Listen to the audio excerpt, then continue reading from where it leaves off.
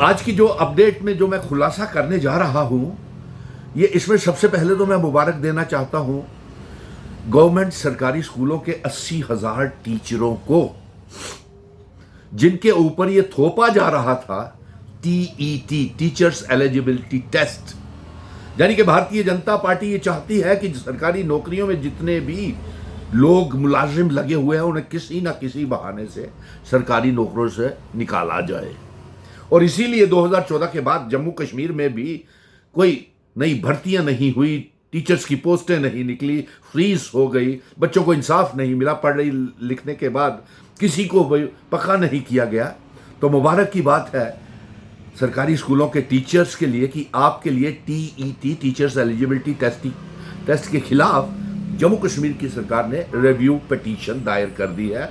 और जो 80,000 के करीब सरकारी स्कूलों में टीचर्स हैं और उनके साथ जुड़े हुए उनके परिवार, अगर एक परिवार में 10 सदस्य भी है तो कम से कम 8 लाख से भी ज्यादा उनकी सुनवाई, जिनको बाहर का रास्ता दिखाने की केंद्र की सरकार कोशिश कर रही है, उनको लेकर के जम्मू कश्मीर की गंभीरता दिखाते हुए जम्मू कश्मीर की सरकार ने और एजुकेशन मिनिस्टर ने, हमने कई बार कहा कि टीचर्स एलिजिबिलिटी टेस्ट, अरे यार जम्मू कश्मीर के पढ़े लिखे नौजवान जो सरकारी स्कूल में गवर्नमेंट टीचर लगे हुए हैं, वो पहले सारी फॉर्मेलिटीज पूरी करके, क्वालिफिकेशन क्राइटेरिया पूरा करके नौकरियां उनको मिलती हैं।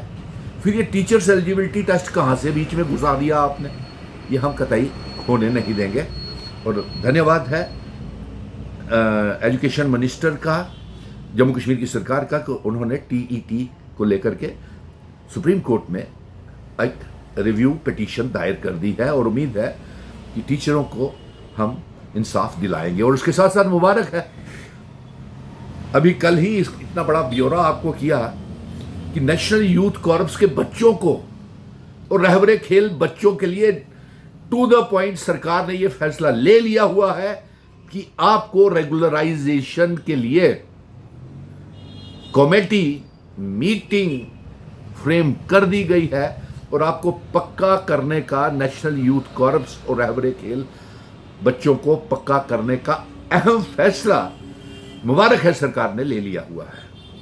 अब आप बच्चे जो पिछले 10-15 सालों से नेशनल यूथ कॉर्प्स में बच्चे लगे हुए हैं, और इस वीडियो को साथ साथ शेयर करते जाना। तमाम जिन जिन अदायरों का मैं नाम लेता जाऊं वो लाइक करें, कमेंट बॉक्स में अपने कमेंट्स जरूर डालें। आज मेरी तबीयत नहीं ठीक थी, लेकिन उसके बावजूद भी बच्चों के इतने टेलीफोन कॉल्स आ रहे थे कि मैंने कहा कि वो बेसब्री से इंतज़ार कर रहे हैं, उन्हें अहम जानकारी देना बेहद ज़रूरी है, उनको अपडेट देना बड़ी ज़रूरी है। तो इसलिए देखिए 3 मुबारकी खबरें तो आपके सामने आ गई कि सरकार कितनी गंभीरता से, सीरियसली आपके लिए सोच रही है। एक तो टीईटी टेस्ट के लिए रिव्यू पिटीशन सुप्रीम कोर्ट में चली गई। दूसरा, आपकी रहबरे खेल और नेशनल यूथ कॉर्प्स के लिए 7 मेंबर की कमेटी बन चुकी है, तश्कील हो चुकी है और उसकी मीटिंग भी हो गई है। और अब आप कहते हैं कि उस मीटिंग में क्या हुआ? अरे यार, सारी बातें, ये क्या कुछ कम है सबूत है कि आपकी रेगुलराइजेशन के लिए एक मीटिंग होती है और दूसरा कोई एजेंडा ही नहीं। Regularisation of national youth corps, regularisation of रहबरे खेल बच्चे। जब आप 10-10, 12-12 सालों से आपको पक्का इंसाफ नहीं मिला, थोड़ी देर तो और सब्र कर लीजिए। जब आपको सरकार ने कहा है कि 2026-27 में ही आपको पक्का कर दिया जाएगा, तो फिर इतनी घबराहट की, थोड़ा धैर्य रखें। आपका बड़ा भाई 18 से 45 साल के बीच के नौजवानों के साथ है। अभी तो बहुत काम करने हैं। अभी तो बच्चे नेशनल यूथ कॉर्प्स रहबरे खेल के जो ओवर एज हो गए होंगे, हमने उनकी उम्र जो है 18 से 45 साल करवानी है, जिस तरीके से दूसरी रियासतों में। अरे आप देखिए, आप क्यों घबरा जाते हैं? आपके एमएलएस जो हैं, बीजेपी के एमएलएस ने तो कसम खाई हुई है, उन्होंने तो जम्मू का काम ही नहीं करना है, उन्होंने अपोजिशन करनी है या फिर बनते हुए काम में रोड़े अटकाने हैं। अगर ऐसा करना होता उन्होंने, तो आज उन्होंने काम किए होते। तो आप बेपरवाह रहे हैं, आपका काम हो रहा है, आपके लिए कमेटी बन चुकी है, रिपोर्ट्स हो जाएगी, प्रोग्राम पॉलिसी ड्राफ्ट करनी है, तो इसके लिए थोड़ा समय लगता है। घबराने की कोई ज़रूरत नहीं है। अब वो मीटिंगें होंगी और ये फैसला कमेटी ने करना ही करना है, और सरकार ने ये मन बना लिया है कि अब आपको पक्का करना है। नेशनल यूथ कॉर्प्स और रहबरे खेल बच्चों को और आपके परिवार वालों को बहुत बहुत मुबारक, आपको भी मुबारक। और मेहनत रंग लाती है।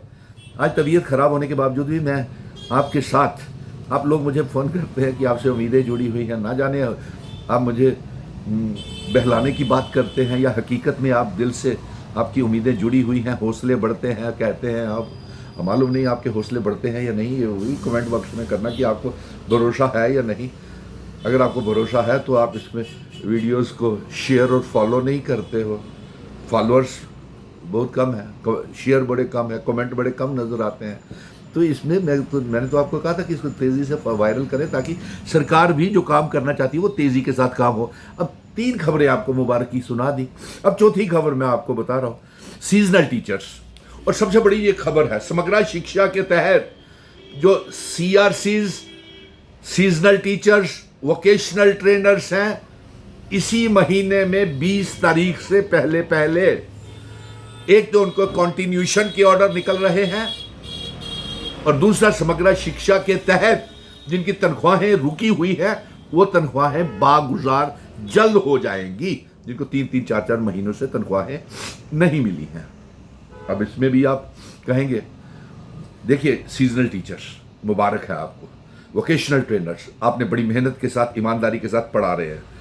हाँ, एक आपके साथ अभी आउटसोर्सिंग होना बड़ा ज़रूरी है, वो समग्र शिक्षा को वो फैसला ले लेना चाहिए, क्योंकि जब आपको 3-3 महीने हो गए आपको पढ़ाते हुए, vocational trainer, cluster resources coordinator, सरकारी स्कूलों की आयाज, कस्तूरबा गांधी बालिका विद्यालय, सरकारी स्कूलों की आयाज, पढ़ी लिखी बच्चियां, गरीब घरों की बच्चियां, दूर दूर तक पढ़ा बच्चों स्कूल में जाती हैं, काम करती हैं, वहाँ पे मेहनत मजदूरी करती है, 10-20 रुपये अगर उनके पास जेब में किराया नहीं है, पैदल आती जाती है, गरीब घरों की बच्चियां हैं। बड़ी हमदर्दी होती है जब मैं उनकी बातें सुनता हूँ। वो बच्चियाँ कितनी मासूमियत के साथ अपनी बातें सुनाती हैं मुझे फ़ोन कर करके। यकीन मानिए मुझे इस समय भी 102 टेम्परेचर है, लेकिन फिर भी आप लोगों के प्यार और खलूस की वजह से आपको ये अपडेट दे रहा हूँ। और देख लीजिए एक बात और दूसरा, अब सीजनल टीचर्स को भी घबराने की जरूरत नहीं है, क्योंकि आपके लिए मैंने एक लेटर पोस्ट की है जिसके ऊपर डाइट के जरिए जो आपकी कैपेसिटी बिल्डिंग प्रोग्राम होता है उसके ज़रिए आपको ट्रेनिंग्स दी जा रही हैं। पुंछ, किश्तवाड़, राजौरी तमाम इलाकों के CEOs ने वो डाइट की जो ट्रेनिंग्स है वो दे रहे हैं। अगर ट्रेनिंग्स दे रहे हैं तो इसका मतलब आपको पक्का करना है, लगाना है। अब प्रॉब्लम है ये है कि वोकेशनल ट्रेनर से हम बीच के ठेकेदारी सिस्टम बाहर करना चाहते हैं, जिस तरीके से पंजाब में हो गया और दूसरी रियासतों में हो गया, और आपकी तनख्वाहें भी कम से कम, जिस तरीके से दिल्ली में 40,000 है उतनी तनख्वाह मिलनी चाहिए, और क्लस्टर रिसोर्सेज कोऑर्डिनेटर की भी तनख्वाहें बढ़नी चाहिए, TLM भी मिलना चाहिए, और कम से कम 56,000 तो हो जितनी बाकी रियासतों में मिलती है CRCs को, और बीच में TLM और अदर ग्रांट्स मिलती हैं। सीजनल टीचर्स के भी 6 से 9 महीने के लालजी साहब ने कहा था, एजुकेशन मिनिस्टर ने कहा था। अब पैव क्या फैसला लेती है? हाँ, देरी इसलिए हो गई क्योंकि आगे पहले फरवरी मार्च में ये पैव की मीटिंग्स हो जाती थी, लेकिन इस बार मोदी जी ने शायद इतना धन भारत का अपने विदेशी दौरों में लगा दिया है कि अब नौजवानों को नौकरी देने, उनको तनख्वाहें देने के लिए पैसा सरकार के पास नहीं है। इसलिए पैव की मीटिंग जो थी समग्र शिक्षा की, वो मीटिंग